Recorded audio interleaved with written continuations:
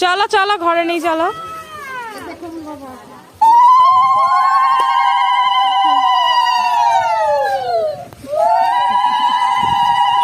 গুরু দায়িত্ব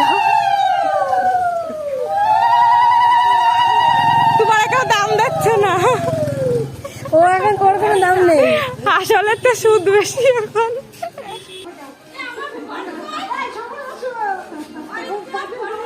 নিয়ে আসো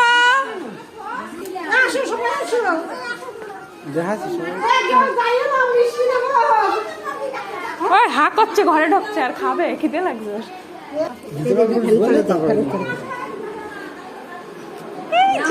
বাড়ির ছেলে বাড়ি ঘর দেখতে ওর ঘর